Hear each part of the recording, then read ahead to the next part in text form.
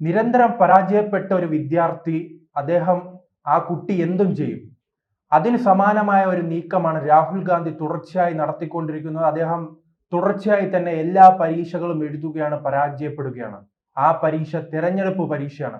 2014-ലും 2019-ലും 2024-ലും അദ്ദേഹം പരാജയപ്പെട്ടു. അങ്ങനെ തുടർ പരാജയങ്ങൾ ഉണ്ടായപ്പോഴാണ് അദ്ദേഹം ചിന്തിച്ചത്, ഇനി എങ്ങനെ ഈ പ്രധാനമന്ത്രിയാകാൻ കഴിയും.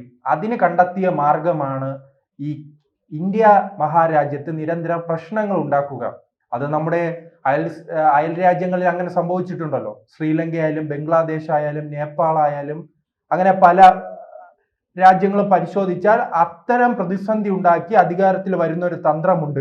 ആ തന്ത്രം തന്നെ ഇന്ത്യയിൽ നടപ്പിലാക്കാനുള്ള ഒരു രാഹുൽ ഗാന്ധിയുടെ ശ്രമമാണോ വോട്ട് ചോരി എന്ന സംശയിക്കേണ്ടിയിരിക്കുന്നു. ഇപ്പോൾ വോട്ട് ചോരിയുമായി ബന്ധപ്പെട്ട് ഇന്നലെ ഹൈഡ്രജൻ ബോംബുമായി അദ്ദേഹം രംഗത്ത് വന്നു. ഇപ്പോൾ ഹൈഡ്രജൻ ബോംബ് ഇന്ത്യയിൽ വീണിട്ടും ഒരു അനക്കവും ഇല്ല.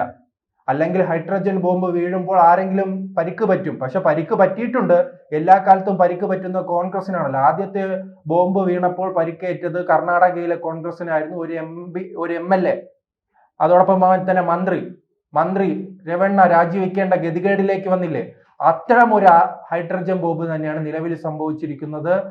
അദ്ദേഹം ചൂണ്ടിക്കാട്ടിയ മണ്ഡലം, വോട്ടെണ്ണലിൽ ക്രമക്കേട് നടന്നതായി കണ്ടെത്തിയ, വോട്ടർ പട്ടികയിൽ ക്രമക്കേട് നടന്നതായി കണ്ടെത്തിയ മണ്ഡലം, അവിടുത്തെ MLA-യുടെ പേര് കോൺഗ്രസ് നേതാവാണ്.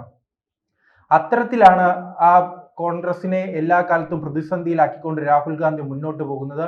2014-ലെ തെരഞ്ഞെടുപ്പിൽ അദ്ദേഹത്തിന് വലിയ പ്രതീക്ഷയില്ലായിരുന്നു. കാരണം 2004 മുതൽ 2014 വരെയുള്ള കാലഘട്ടത്തിൽ വലിയ രീതിയിൽ കോൺഗ്രസ് പാർട്ടിക്കെതിരെയും അന്നത്തെ UPA സർക്കാരിനെതിരെയും ഭരണവിരുദ്ധ വികാരം ഉണ്ടായിരുന്നല്ലോ.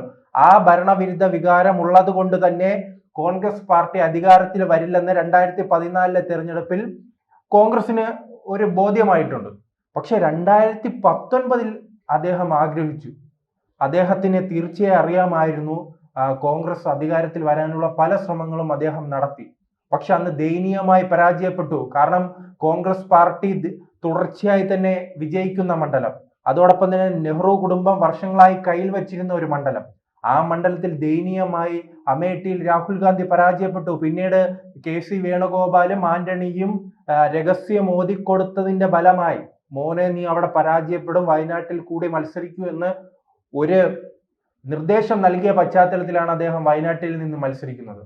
അതും കേരളത്തിലേക്ക് കടന്നു വരുമ്പോൾ തിരുവനന്തപുരമോ അതോടൊപ്പം തന്നെ മറ്റ് കമ്മ്യൂണിസ്റ്റ് പാർട്ടിക്ക് സ്വാധീനമുള്ള കണ്ണൂരിലോ അതോടൊപ്പം തന്നെ തൃശ്ശൂരിലോ ആറ്റിങ്ങലോ അദ്ദേഹം മത്സരിച്ചില്ല. എന്തിനു പറയുന്നു, പാലക്കാട് ജില്ലയിൽ പോലും മത്സരിച്ചില്ല. ഈ കോൺഗ്രസ് പാർട്ടി ചൂണ്ടിക്കാട്ടുന്ന വയനാടിന്റെ പ്രാധാന്യം അതിർത്തി പങ്കിടുന്ന സംസ്ഥാനമെന്നാണ്. മറ്റ് സംസ്ഥാനങ്ങളുമായി അതിർത്തി പങ്കിടുന്നത് കൊണ്ടാണ് വയനാടിനെ തിരഞ്ഞെടുത്തതെന്നാണ്. അങ്ങനെയാണെങ്കിൽ എന്തുകൊണ്ട് പാലക്കാട് മത്സരിച്ചില്ല? എന്തുകൊണ്ട് കാസർഗോഡ് മത്സരിച്ചില്ല? എന്തുകൊണ്ട് തിരുവനന്തപുരത്ത് മത്സരിച്ചില്ല? ഈ മണ്ഡലങ്ങളിലെല്ലാം മുസ്ലിം ലീഗിന് ശക്തിയില്ല. അതോടൊപ്പം തന്നെ കോൺഗ്രസിന് ഒരു കുറ്റിച്ചൂലിനെ നിർത്തിയാൽ പോലും ജയിക്കാൻ കഴിയുന്ന ഒരു മണ്ഡലമാണല്ലോ വയനാട്. ആ മണ്ഡലത്തിൽ അദ്ദേഹം മത്സരിക്കുകയും ജയിക്കുകയും ചെയ്തു. അങ്ങനെ തുടർച്ചയായി 2 തവണ പരാജയപ്പെട്ടപ്പോൾ അദ്ദേഹം ACCയുടെ പ്രസിഡന്റ് സ്ഥാനമെല്ലാം വലിച്ചെറിഞ്ഞ് വിദേശത്തേക്കുള്ള യാത്ര തുടരുകയായിരുന്നു. അദ്ദേഹത്തിന്റെ ഒരു വിദേശ ടൂർ ഉണ്ടല്ലോ, പട്ടായ വഴി കറങ്ങി അമേരിക്ക വഴി ബ്രിട്ടൻ വഴി ഇന്ത്യയിലേക്ക് എത്തുന്ന ഒരു റൂട്ട് മാപ്പ് ഉണ്ടല്ലോ, ആ വഴിയായിരുന്നു അദ്ദേഹത്തിന്റെ സഞ്ചാരം. പിന്നീട് 2024-ൽ വന്നപ്പോൾ എല്ലാ പാർട്ടികളും ഇദ്ദേഹത്തെ ഉയർത്തിക്കൊണ്ടുവന്നു. ബാക്കിയുള്ള പാർട്ടികൾക്കെല്ലാം തലവേദന. കാരണം ഈ മോദി സർക്കാരും BJPയും വളരും തോറും എല്ലാ സംസ്ഥാനങ്ങളും നാം പരിശോധിച്ചാൽ അറിയാം, അവിടെയെല്ലാം പ്രാദേശിക പാർട്ടികൾ ഇല്ലാതാവുകയാണ്. ഒരു കാലത്ത് ഉത്തർപ്രദേശ് ഭരിച്ചിരുന്ന BSPയുടെ അവസ്ഥ എന്താണ്? അത്തരത്തിൽ എത്രയെത്ര പാർട്ടികളാണ് ഇല്ലാതായി പോയിരിക്കുന്നത്.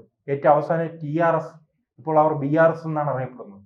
അവരുൾപ്പെടെ തകർന്ന് തരിപ്പണമായില്ലേ. അതുകൊണ്ട് തന്നെ അങ്ങനെ ആ പാർട്ടികൾ തകർന്ന് തരിപ്പണമായ പശ്ചാത്തലത്തിൽ തങ്ങളിലേക്കും ആ വാള് നീണ്ടുവരുമെന്ന ചിന്തയുടെ പശ്ചാത്തലത്തിലാണ് SP-യും തൃണമൂൽ കോൺഗ്രസും AIP-യും DMK-യും അടക്കമുള്ള എല്ലാ അവിയൽ പാർട്ടികളും ചേർന്ന് ഇന്ത്യ മുന്നണി രൂപീകരിക്കുകയും ഇദ്ദേഹത്തെ അതിന്റെ നേതാവായി വയ്ക്കുകയും ചെയ്തു. അപ്പോൾ അദ്ദേഹത്തിന് ഒരു ആത്മവിശ്വാസം വന്നു, എനിക്ക് പ്രധാനമന്ത്രിയാകാം. ആ പശ്ചാത്തലത്തിലായിരുന്നു അദ്ദേഹം കന്യാകുമാരിയിൽ നിന്നും കാശ്മീരിലേക്ക് ഭാരത് ജോഡോ യാത്ര വെച്ചത്. ആ യാത്ര ഒരു മികച്ച യാത്രയായിരുന്നു. ലക്ഷക്കണക്കിന് ജനങ്ങൾ പങ്കെടുക്കുന്നു. വലിയ സാംസ്കാരിക നായകരും ചലച്ചിത്ര താരങ്ങളും വിവിധ രാഷ്ട്രീയ പാർട്ടിയിലെ നേതാക്കളുമെല്ലാം അദ്ദേഹത്തോടൊപ്പം ഭാരത് ജോഡോ യാത്രയിൽ പങ്കെടുക്കുകയാണ്. അങ്ങനെ ഒരു മുന്നേറ്റം ഉണ്ടായപ്പോൾ അദ്ദേഹത്തിന് ഈ വർഷങ്ങളായി സമൂഹ മാധ്യമങ്ങളിലും അദ്ദേഹത്തെ പരിഹസിക്കാൻ വിളിക്കുന്ന ഒരു പേരുണ്ടല്ലോ, പപ്പു. പക്ഷെ ഭാരത് ജോഡോ യാത്രയ്ക്ക് ശേഷം ആ പേര് കുറഞ്ഞിട്ടുണ്ട്. നാം അത് കൃത്യമായി തന്നെ കുറയുന്ന ഒരു പശ്ചാത്തലമുണ്ട്. ആ ഘട്ടത്തിലാണ് കോൺഗ്രസും അതോടൊപ്പം തന്നെ ഇന്ത്യ മുന്നണിയും പൂർണ്ണമായി തന്നെ വിശ്വസിച്ചു വരുന്ന തെരഞ്ഞെടുപ്പിൽ നരേന്ദ്രമോദിയെ വീഴ്ത്താം, രാഹുൽ ഗാന്ധി പ്രധാനമന്ത്രിയാക്കി മാറ്റാമെന്നത്. പിന്നീട് അദ്ദേഹം ഈ ഭാരത് ജോഡോയ്ക്ക് ഇടയിലും ചില കുത്തിത്തിരിപ്പുകളെല്ലാം നടപ്പിലാക്കി. അത് ഉത്തർപ്രദേശും മഹാരാഷ്ട്രയെല്ലാം കേന്ദ്രീകരിച്ച് ഭൂരിപക്ഷ സമുദായത്തെ ജാതീയപരമായി വേർതിരിക്കാനുള്ള ഒരു ശ്രമം നടന്നിരുന്നു. ഏത് സാധാരണക്കാരന്റെ അടുത്ത് പോയി ജാതി ചോദിക്കുക, അനാവശ്യമായി ജാതി പരാമർശങ്ങൾ നടത്തുക, എന്തു പറഞ്ഞാലും ജാതി ഭരണഘടന ഇത് രണ്ടും ഉയർത്തി അദ്ദേഹം തെരഞ്ഞെടുപ്പിനെ നേരിടുകയും, പക്ഷേ ആ തിരിച്ചടിയാണ് രാഹുൽ ഗാന്ധിയെ വലിയ രീതിയിൽ പ്രതിസന്ധിയിലാക്കിയിട്ടുള്ളത്. കാരണം തുടർച്ചയായി 3 പരാജയങ്ങൾ, 3 ലോക്സഭാ തെരഞ്ഞെടുപ്പിൽ പരാജയപ്പെട്ടു, നിയമസഭാ തെരഞ്ഞെടുപ്പിൽ പരാജയപ്പെട്ടു. അങ്ങനെ പരാജയപ്പെട്ടപ്പോഴാണ് അദ്ദേഹത്തിന്റെ അവസാന കളിയായി ഈ ഭരണഘടനാ സ്ഥാപനങ്ങൾക്കെതിരായി ജനങ്ങളെ തിരിച്ചുവിടുക, ഇന്ത്യയോടുള്ള ജനങ്ങളുടെ വിശ്വാസം കുറയ്ക്കുക, ഇന്ത്യൻ പൗരന്മാർക്ക് ഇന്ത്യയുടെ ജുഡീഷ്യറിയോ സൈനികരെയോ അതോടൊപ്പം തന്നെ ഭരണഘടനയോ അതോടൊപ്പം തന്നെ ഈ ഭരണ സംവിധാനങ്ങളെയോ വിശ്വസിക്കാത്ത ഘട്ടത്തിലെത്തിക്കുക. അതിലൂടെ അങ്ങനെ വിശ്വസിക്കാത്ത ഘട്ടത്തിലെത്തുമ്പോഴാണ് നാം കണ്ടത് നേപ്പാളിൽ കണ്ട സാഹചര്യം, അതോടൊപ്പം തന്നെ ബംഗ്ലാദേശിൽ കണ്ട സാഹചര്യം, ശ്രീലങ്കയിൽ കണ്ട സാഹചര്യം എന്ന് പറഞ്ഞാൽ ജനാധിപത്യത്തിൽ വിശ്വാസമില്ല, അവിടുത്തെ ഭരണകൂടത്തിൽ വിശ്വാസമില്ല, അവിടെ എല്ലാ രീതിയിലും ഒരു അരാഷ്ട്രീയവാദം വളരുമ്പോഴാണ് ആ ജനങ്ങൾ തെരുവിലിറങ്ങുന്നത്. അത്തരത്തിലുള്ള ഒരു നീക്കമായിരുന്നു അദ്ദേഹം ആഗ്രഹിച്ചിരുന്നത്. പക്ഷെ ഒന്നും നടന്നില്ല. ഇത് ഇന്ത്യ മഹാരാജ്യമാണ്. ഇന്ത്യ മഹാരാജ്യത്തെ ജനങ്ങളെ സംഘടിപ്പിക്കാനുള്ള കഴിവ് ഇപ്പോഴും കോൺഗ്രസ് പാർട്ടിക്ക് നിലവിലില്ല, രാഹുലിന്റെ നേതൃത്വത്തിലില്ല. കോൺഗ്രസ് പാർട്ടിക്ക് ഒരു കാലത്ത് ഉണ്ടായിരുന്നു. അതുകൊണ്ടാണല്ലോ നാം പറയുന്നത് ഈ മുത്തശ്ശി പാർട്ടി അല്ലെ, ഇന്ത്യൻ രാഷ്ട്രീയത്തിലെ മുത്തശ്ശിയാണ് കോൺഗ്രസ് പാർട്ടി എന്ന്. അത്രത്തോളം ചരിത്രമുള്ള, ഇന്ത്യയിലെ മുക്കിലും മൂലയിലും ജനങ്ങളെ സംഘടിപ്പിച്ച് ബ്രിട്ടീഷുകാർക്കെതിരെയും പോരാടുക, പിന്നീട് ജനാധിപത്യ ഘട്ടത്തിൽ അവർ നിരന്തരം ഇന്ത്യ ഭരിക്കുക, അങ്ങനെ മുക്കിലും മൂലയിലുമുള്ള പാർട്ടി ഇന്ന് ദയനീയമായി പരാജയപ്പെട്ട് നിൽക്കുകയാണ്. അതിൻ്റെ തുടക്കം പരിശോധിക്കുമ്പോൾ, ഈ ദയനീയമായ പരാജയത്തിലേക്ക് പരിശോധിക്കുമ്പോൾ നാം നെഹ്റു കുടുംബത്തിലെ യുവരാജാവായ രാഹുൽ ഗാന്ധി കാലെടുത്ത് വെച്ചപ്പോഴാണ് ഇത്തരം സംഭവങ്ങൾ ഉണ്ടാകുന്നത്. കോൺഗ്രസ് രൂപീകരിച്ച ശേഷം ഇത്രയും കുറഞ്ഞ സീറ്റുകൾ ലഭിച്ച ഒരു കാലഘട്ടമുണ്ടോ? വെറും 44 സീറ്റുള്ള 2014 ഈ പാർട്ടിക്ക് ലഭിക്കുന്നത്.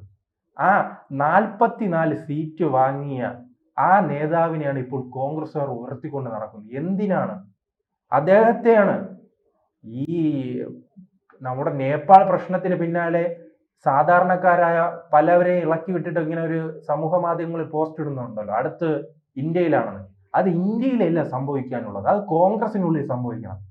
രാഹുൽ ഗാന്ധി എന്ന ആ നെഹ്റു കുടുംബത്തിനെതിരെ അവിടുത്തെ കോൺഗ്രസ്സുകാർ രംഗത്ത് വരണം, പുതിയ നേതൃത്വത്തെ കൊണ്ടുവരണം, നേപ്പാളിൽ ഉണ്ടായ മാറ്റം കോൺഗ്രസിനുള്ളിൽ കൊണ്ടുവരണം. അതാണ് ഇനി ചെയ്യാൻ കഴിയുക. എന്തായാലും അദ്ദേഹത്തിന്റെ നൈട്രജൻ ബോംബ് വീണ്ടും കർണാടകയിൽ ചീറ്റിപ്പോയിരിക്കുകയാണ്.